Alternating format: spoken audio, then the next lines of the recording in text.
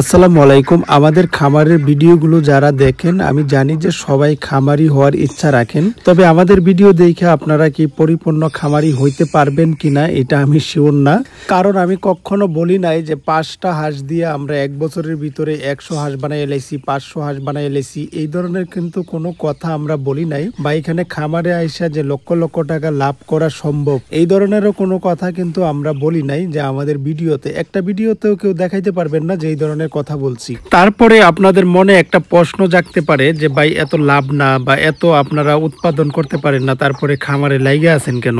আমরাও কিন্তু প্রথম দিকে অনেক ধাক্কা খাইছি। প্রথম 1 বছর অনেক টাকা লস দিছি, দিতে দিতে এই পর্যন্ত আসছি। আর এখন কিন্তু লসের দিকে যায় না, এখন বর্তমানে ঠিক আছে। কিন্তু হাইমরি যে ওইরকম লাভ এরকম কিন্তু খামারে হয় না।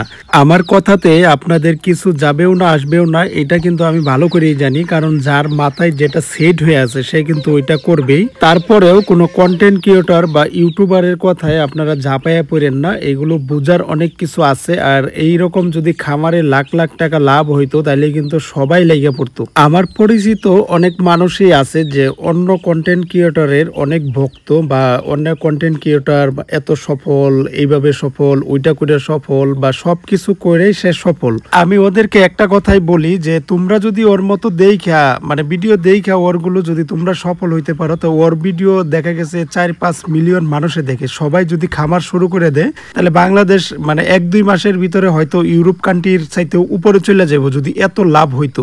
আমি বারবারই একটা কথা বলি, এইখানে বোঝার অনেক কিছু আছে যেটা তোমরা বুঝো না। যার মাথায় পুরা দমে গ্যাস্ট্রিক সেই একমাত্র বিশ্বাস করবে যে একটা গরু দিয়া 1 কোটি টাকার বড় খামার করা যায়। আমার মাথায় ধরে না, আমি এইসব কথা কিন্তু বিশ্বাসও করি না। আর আমি এইসব লোককে কিন্তু কখনো ফলো করি না। তো আপনাদের ওই যে ব্যক্তিগত ব্যাপার।